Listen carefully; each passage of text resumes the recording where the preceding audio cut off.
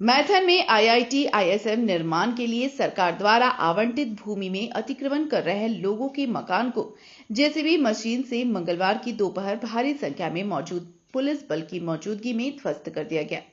हालांकि इसके पूर्व मजिस्ट्रेट एवं सीओ को उन लोगों का विरोध का सामना भी करना पड़ा। इस संबंध में जानकारी देते हुए मजिस्ट्रेट नारायण राम ने कहा कि आईआईटी आईएसएम को जो जमीन आवंटित किया गया है उसमें 26 लोगों द्वारा जमीन को अतिक्रमण कर घर बनाया गया है, जिन्हें स्थानीय अंचलाधिकारी द्वारा कई बार हटने को कहा गया है, मगर वे सब नहीं हट रहे थे, जिससे आईआईटी आईएसएम निर्माण में बाधा आ रही थी। इसी को देखते हुए वरीय अधिकारी के निर्देश पर अतिक्रमण मुक्त करने का अभियान चलाया जा रहा है, जिसकी शुरुआत आज से हो चुकी है। वहीं बचाव में आए जनप्रतिनिधियों ने कहा कि अचानक इस तरह से कार्रवाई किया जाना ठीक नहीं है। इस बारिश के मौसम में लोग बेघर होकर कहां जाएंगे, जबकि पास में आलीशान मकान को ध्वस्त नहीं किया जा रहा है। हम लोगों ने मजिस्ट्रेट एवं सीओ से कुछ समय मांगा था ताकि जिन लोगों का घर टूट रहा है उन्हें सुरक्षित जगह पर भेजा जा सके, लेकिन उन लोगों ने किसी के अनुरोध को नहीं सुना। इस दौरान मैथन ओपी प्रभारी आकृष्ट अवन, आईआईटी आईएसएम के कई पदाधिकारी मौजूद रहे। तो हम लोग का जानकारी में नहीं है, प्रक्रिया क्या है नहीं है तो मान लीजिए तो देखने का विषय है। दूसरी बात है, ये आईएसएम जो है किसका प्रोजेक्ट है? ये आईएसएम कोई राज्य सरकार का प्रोजेक्ट नहीं है। आईएसएम जो है केंद्र सरकार का प्रोजेक्ट है, तो सारा रणनीति वहीं से बन के आया है। अब राज्य सरकार का सहयोग के लिए बोला गया, राज्य सरकार सहयोग कर रहा है, लेकिन जो भूमि जिसका घर टूट रहा है उसका एक व्यवस्था होना चाहिए और इसमें कैसे लोग का व्यवस्था हो। लेकिन देखिए यहाँ जो बड़ा बड़ा दिग्गज लोग का घर 73 नंबर प्लॉट में बना हुआ, उसको कोई परेशानी नहीं है, गरीब ही यहाँ मर रहा है। तो निश्चित रूप से जो घर टूट रहा है इन लोग का कहीं व्यवस्था होना चाहिए। आईएसएम के द्वारा कहीं पे भूमिहीन को जो है उसको जो भूमिहीन हो रहा है उसको घर मिलना चाहिए। और जिसको 73 नंबर प्लॉट में जो बड़ा नेता भी है, ऐसा नहीं है, यहाँ पर आप आकर जाकर देख लीजिए कि वहां पर कौन नेता का है 73 नंबर प्लॉट में, उसका घर का कोई व्यवस्था नहीं है, कोई टूट नहीं रहा है। तो वैसा घर भी टूटना चाहिए।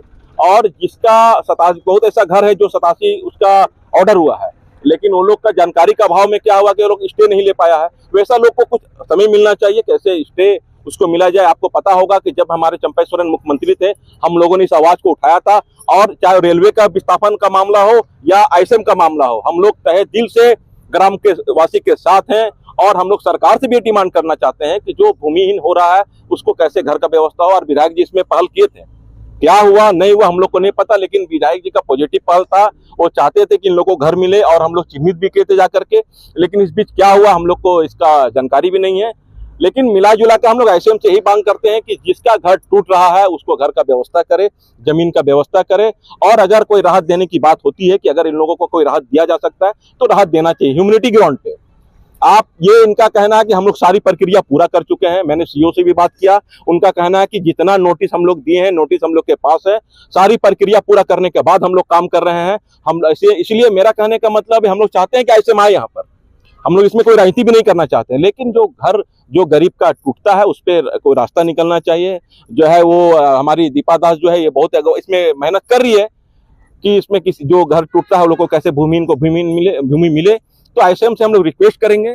और ये केंद्र सरकार के भी यहाँ सांसद महोदय भी आए थे, हम लोग को लगा सांसद महोदय आए हैं, उन्होंने कहा था कि एकदम किसी का घर नहीं टूटेगा, तो हम लोग को एक विश्वास हुआ था कि भाई अब घर नहीं टूटेगा, क्योंकि एक सांसद का एक पावर है, वो माननीय प्रधानमंत्री जी के साथ बैठ रहे हैं। एक बार अगर बोल देंगे तो ऐसे जिधर बोल देंगे उधर घूम जाएगा। ये टेढ़ा मेढ़ा का क्या मामला रह गया यहाँ पर। तो मेरा ये कहना है कि अगर प्रेशर बनाना है तो सांसद महोदय पे प्रेशर बने कि आप यहाँ आकर के वर्ड दिया था आप लोगों ने इस ग्रामीण को, यहाँ के बासिंदा को, कि हम लोग आपका घर नहीं टूटने देंगे, कोई रास्ता निकालेंगे। तो उसके बाद साइलेंट मोड में चले गए। तो इसमें राजनीति नहीं होना चाहिए, इस गरीब लोग का मदद होना चाहिए, इन लोग के साथ में कोई खिलवाड़ नहीं होना चाहिए। यहाँ के विधायक से भी मैं रिक्वेस्ट करता हूँ कि ये जो घर टूट रहा है इस पे आप पॉजिटिव पहल करें और सांसद महोदय आईएसएम से बात करें और इसको कैसे इन लोगों का मदद हो, इस पे इन लोगों का पहल होना चाहिए। हम लोग रिक्वेस्ट कर सकते हैं, एज ए जिला परिषद मैं रिक्वेस्ट करता हूँ। धन्यवाद। समाज के सजग प्रहरी के रूप में यहाँ उपस्थित हैं, यहाँ के ग्रामवासी के अनुरोध पे, और हम लोग विकास चाहते हैं, क्योंकि विकसित भारत की परिकल्पना हमारी है, हम लोग भारतीय जनता पार्टी से संबंधित भी हैं। लेकिन यहाँ आने के बाद और लगातार यहाँ जो भी यहाँ मार्किंग हुआ है इस ग्रामवासी का चिन्हित अतिक्रमण हटाने के लिए, शुरू से ही सहनजात करते हैं। क्योंकि यहाँ का जो सीओ है, इन पे अभी एक ग्रामवासी के माध्यम से पता चला है कि दशरथ रजक जिनको नोटिस पूर्व में दिया गया है और नोटिस के उपरांत भी आज के डेट में सीओ के माध्यम से, चूंकि हम सारे लोग जानते हैं कि म्यूटेशन होता है उसमें सीओ की अनुमति होती है, उनके अनुमति से नोटिस पीड़ित को आप म्यूटेशन कर रहे हैं। तो हमारा कहना यह है कि एक आंख में काजल एक आंख में सुरमा नहीं चलेगा। दूसरे हमारे पीछे जो अभी कच्चा मकान टूट रहा है, वो गरीब का बिना नोटिस किए हुए जो आप मकान तोड़ रहे हैं, ये बरसात का मौसम है और कहीं ना कहीं वो पीड़ित हैं।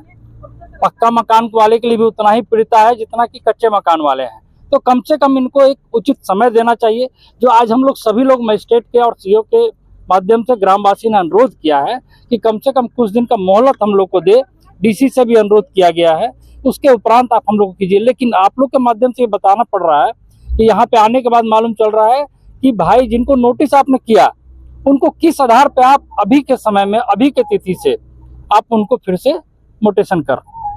इसलिए हम लोग तो मांग करेंगे और पूर्व में भी जो डीसी थी उनसे भी एक आग्रह पत्र हम लोगों ने दिया था कि भाई आप ये सीओ की जो मिली भगत है इस 11 अंचल में, ये पूरी तरह से गड़बड़ है।